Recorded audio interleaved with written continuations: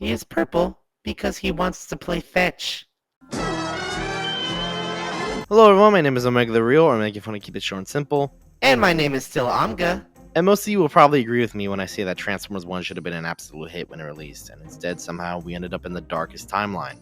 To that one guy who used to be on Twitter who wanted Transformers to stay niche, looks like you won, buddy. Transformers 1 on paper seemed like a perfect product. The origin story to Optimus Prime and Megatron, who doesn't want to see big robots fight. Along with all the other interesting and innovative things the film tried doing, it seemed like it should have been really popular and released to the public, and instead pretty much everyone ignored it because of poor marketing and not enough word of mouth. People were generally tired of Transformers at this point. It's such an extreme shame because objectively this was a masterclass of Transformers media. Some could even say it ranks up there with the likes of G1 and Bayverse for the perfect starting point for someone who wants to get into the franchise, which it actually was for some people, which has been made very clear to me in my Instagram comments. Sell out. I'm still very disappointed the world seemingly left the greatest piece of Transformers media to rot in the musty crevices of Paramount's offices. Where dreams go to die. But despite the death of our dreams, I'm still extremely pleased with what we got, and one of those concepts that we got that I adored, that I mentioned earlier, were an accurate film depiction of the 13 Primes. After pretty much only hearing about them through comics or passing references or whatever Revenge of the Fallen tried doing, seeing the full lineup of Primes on the big screen felt so liberating. Especially after seeing Megatronus Not Yet Fallen Prime. His design was just mwah! I loved it. But unfortunately, Hasbro either didn't care enough or didn't know Megatronus would have a big enough impact as he did, and never made any toys for him. You know, it's bad enough the movie flopped, you just gotta keep twisting the knife deeper, huh? I mean, the only real merch that did come out for him was that one sticker, and I gotta say, that's like freaking ingenious marketing product design. Come on, right? But what I've come to realize over time is if Hasbro won't give you what you want, you always got your friends over in China to give you exactly what you need. If we don't know what to talk about, Blaze Blokees, I guess. If you're a Transformers fan and aren't aware of Blokees yet, what kind of rock do you live under? Blokees is a Chinese toy company that focuses on creating easy-to-assemble model kits for a variety of different IPs, which the main ones that I can remember off the top of my head being Marvel, Ultraman, Naruto, Kamen Rider, and as of the writing of this video just announced today was Star Wars, and of course Transformers. Since starting in 2023 with the release of Rise of the Beast, Blokees has produced a multitude of products for Transformers, and I'll be truthful to some of you, their early work isn't the greatest. But something extremely commendable to Blokees is with every release you can actually see where they're improving their figures and what they do to make them better. Talk about listening to their fans. If only bigger companies ever thought about doing that. So, with all that kept in mind, has Blokees actually delivered on the first ever figure for Megatronus, or is this just a piece of crap? Well, we're about to find out, because today, we're going to be taking a look at the Transformers X Blokees Classic Class number 20, Megatronus Prime. I'd give that transition a solid 6. Not the greatest, but for us it's good enough. Sculpt work on Megatronus here is spot on. From the very few promotional images we have of him and the 15 seconds of screen time he had, Blokees pretty much gave us his CG model in physical form. It's almost kind of uncanny how accurate they were able to make this guy look to the movie, with even going so far as to include his little rocket packs on his back that he once used in the flashback. I mean, come on, we had to include a rhyme somewhere. It's not our fault. But hey, I guess not having to design an alt mode for this dude really helps the design department, huh? Did we ever figure out what he transformed into? Oh, a jet? Okay, I guess that makes sense, but I was really expecting a cool purple tank since we've been conditioned into that alt mode for him. Nobody bring up Revenge of the Fallen, please. This has probably been one of my favorite looks for Megatronus throughout the multiple he's had in the past, especially with them keeping the whole his face as the Decepticon logo thing from the Bayverse, which I never really saw, but hey, you definitely see it now. Wonder how he feels about that. Also, little Easter egg for those who don't know, but his whole head sans the Decepticon logo is actually the same model used for D16. God, don't you just love when designers make little Easter eggs like this? Just give that toy so much more history and potential lore that we'll never learn about. The details on his Requiem blaster are good, but it's kind of basic. To be honest, it's kind of a pretty mid blaster design. Glad Megatron decided to go all the way with his though. Also, I don't know if this really counts, but it is removable, but it really isn't supposed to come off. Bringing up this now because it doesn't really count as an accessory. Moving on. Overall, his whole sculpt is just really clean and fresh looking, a design philosophy that you're not really seeing with other TF1 figures from Blokees, but that's actually done on purpose for like philosophical reasons, which makes complete sense to me. But with all the positives, I do have to bring up some negatives, and funnily enough, this has nothing to do with the figure itself, but probably mistakes of my own. I don't think I've ever seen Omega take genuine fault in a problem with an action figure. Or maybe I have, I don't know, it's so rare you forget they even happen. With this guy being a model kit, that means he comes disassembled in runners that you have to clip out and assemble using instructions. Side note, I do not like how the instructions basically showcase themselves to you and tell you whatever you like, but that's for later. So obviously, in order to put them together, you have to take the pieces out of these runners, and taking them out leaves these nasty little nub marks on the plastic. I'm no model kit expert, and I've never claimed to be, but I do know you gotta sand these down and fix them, and I don't really know how to do that. But it's never really been a problem with any of my other Blokees, so I guess that's the trade-off with such a clean-looking design. The negativities stick out sorely. It was feeling too good to be true at times. Glad the universe knows to kick us down a few pegs. Truthfully, I really don't have much different to say about paint because just like the Sculpt, it's done very well. The purples are reflective and eye-catching, while the golds make this dude pop. For only using 3 main colors, Megatronus has a very unique color breakup, which only helps to make this guy pop even further. Hell, if you want a specific place on this figure that'll really sell you on paint, just look at his face. It's only 3 colors, 2 paints and 1 clear plastic that we'll talk about later. But the way they're used and how they're so cleanly applied makes such an impact on Megatronus. Bringing up that reflectiveness again because I kind of overlooked it the last time, but Megatronus is molded in a sort of swirly kind of plastic, which is kind of hard to see on camera, but in person brings out so much detail.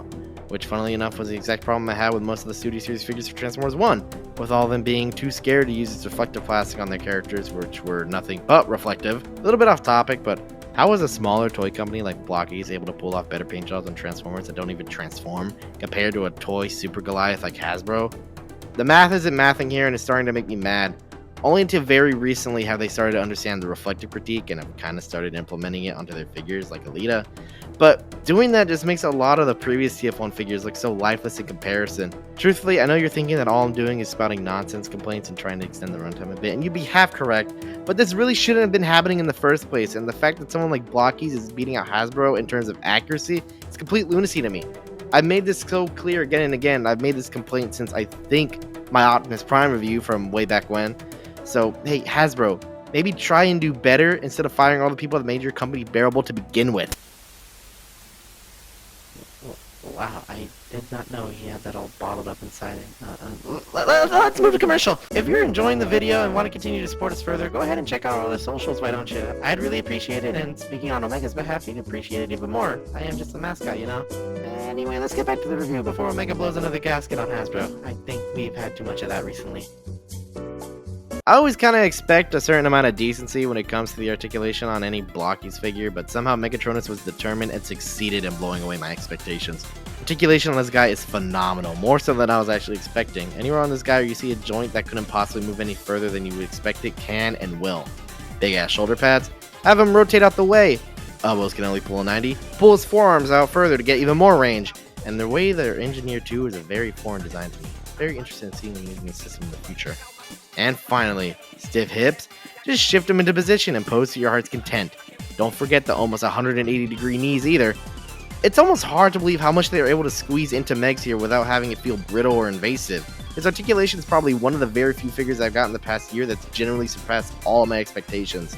If you think you're getting another stiff model kit, I want you to throw all those fears out the window because that is not what comes included with this guy.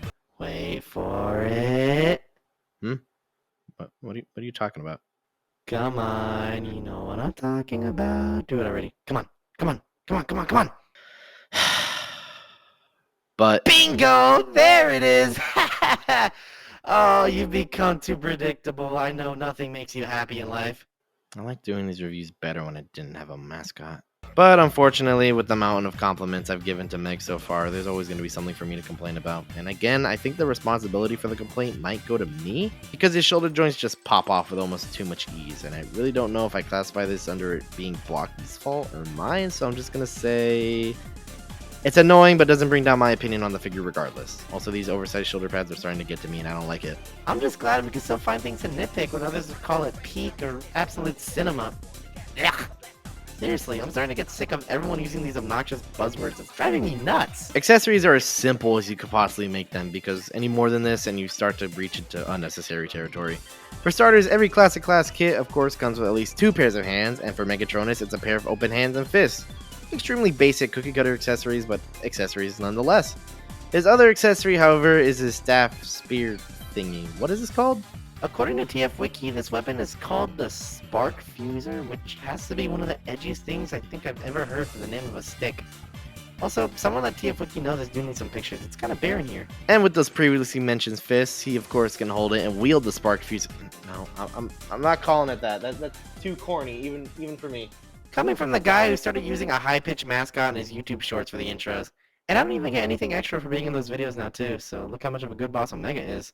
Ugh, I want dental from you. He can wield the staff by just disassembling it and plugging it back together. That looks pretty sick on him. Now all you gotta do is just pose him up and enjoy to your heart's content. Unless you're part of the Fig Talk community and only know how to post Spider-Man figures.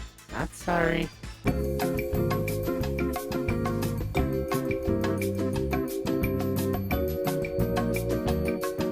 And of course, for the main gimmick advertised with the classic class, his LED eyes. And unfortunately in this case, I'm not really a fan. Yeah, while lit up Megs looks awesome and the LEDs do nothing but improve his look, but the drawback is they're on a timed system. Once you smack him to turn him on, he's only lit up for a little bit before shutting off and having him look soulless. But really, that's the whole unfortunate side effect when it comes to light piped gimmicks overall. They're just kind of sucky when not under direct light all the time. But Blokees did try by at least making them plastic blue, so... It's a fun gimmick, but 99% of the time they all look like they just got their life sucked out of them. And now for the part that I've been quietly ignoring for the whole review, but now is any a good time to finally address the elephant in the room. Size comparisons. I guess he takes the whole not a grower but a shower motto to a whole new level, eh? Eh? Yeah, that was nasty. I'll see myself out. Blokees has never been one for size consistency if that wasn't made clear with their price points. We've obviously seen it's been a toy line where they put characters into these certain tiers, then scale them to fit the price point, and that couldn't be any more obvious with their Galaxy and Defender classes. Scale is pretty much an afterthought to Blokees, and while I understand the reasoning behind them making these size classes so height specific, I'm still gonna whine about it on the internet because I'm human, okay? Megatronus is severely undersized. And I don't really know how to emphasize that he's severely undersized without sounding severely annoying. It was just never going to scale with anything unless you put him on a couple of Galaxy figures, and then maybe it's a stretch, but unfortunately a Megatronus just doesn't work anywhere in terms of height. Action figure wise, he's pretty standard, being like 5¼ inches tall at the top of his head. But being this size while next to a few Studio Series and blocky Classic Class figures is just... it feels wrong. The movie goes out of its way to literally highlight Megatronus as the biggest, as said by Sentinel, so him being this small is unfortunate to say the very least. All in all, I'm very disappointed by Blokees because they kind of box themselves in with how their side classes work, but, you know, to have a Megatronus Prime figure is to have a Megatronus Prime figure nonetheless. I'm partially grateful for it, but I just wish the dude was actually massive, but sometimes we all don't get what we want. I feel like Omega could have been given a dish by the gods and he'll still find the tiniest minute mistake to make an entire fuss over. Anyway, that was details, paint, articulation, accessories, gimmicks, size comparisons. What else can we talk about? Eureka! I know! Now, obviously, with this being a model kit, I can't really talk about an alt mode for Megatronus, and the fact we don't even know what it looks like doesn't help either. But there is one thing I feel appropriate enough to bring up in a review like this that I've never really mentioned before, and that is build quality. For those wondering what that means, was it fun, how long it took, and is it fun once completed? Yes, exactly. Thank you, Amka. Following the trend of Classic Class, these model kits are far from complex. I mean, compared to one class up with Action Class, these feel like entry kits in comparison. Just looking at those kits make me shudder. The build process is actually pretty fun. The instructions don't really give you an exact order on how to build Megatronus, which is something I don't really like. It just kind of gives you all his different limbs and tells you to go ahead and choose your own adventure. Of course, you could just follow the order they presented to you or become a chaotic force in nature and just go out of order and do whatever you want. I mean, it's up to you, whatever you want to do. If you're weird like that, the world's your oyster. Personally, I don't like it, but if you do, that's on you. You know, I've never understood what that motto meant. How is the world my oyster? As for time, this is a generally average kit to put together. Only taking me about half an hour to assemble the guy without pliers or glue. Of course you can use those, but just like the box advertises, they're not really necessary. But if you really want this dude as solid and clean as physically possible, then that choice is up to you. But truthfully, none of that actually matters if he doesn't hold up during posing, so does Megatronus hold up? Abso-freaking-mostly. Like I mentioned earlier, the shoulders have a tendency to pop themselves out of their sockets, but besides that, the dude feels very solid.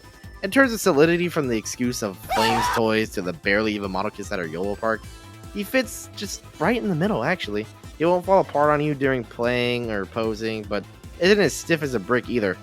And this is how it really should be. This doesn't mean monkey fist your toys, by the way. I'm not too certain on the plastic quality for some of you out there, but if you know how to handle your toys, then you shouldn't have any problems messing with this guy. If you know anything about model kits, just be gentle with this guy. I don't want to check the comments later and see any of you saying it's our fault. We're just a YouTube channel on the internet, and I don't think that makes us liable of anything, really. Wrapping up my thoughts and finalizing the review, that title definitely doesn't feel as clickbait as much as it's supposed to. After owning most of the Blokees figures and comparing them to Megatronus here, it's very clear which each figure they learn and continue to make them even better than the last. And I can't believe I'm saying this, but that should be something more companies should strive to achieve. I don't know. Megatronus is just an all-around fantastic release. Definitely one of the best from Blokees, period. I mean, there's very few that come close to this thing. And with just how well they're doing, I am patiently excited to see what they work up next. From what I've heard, Megatronus is unfortunately going to be the last of the Transform 1 characters they do in Classic Class scale, so if you were hoping for another 13 toys to fill up a shelf with, I'm going to have to tell you to stick with Age of the Primes. Or, you know, you could just wait for Studio Series to get to them since it's been made clear we'll all be dead before that line ends. And speaking of which...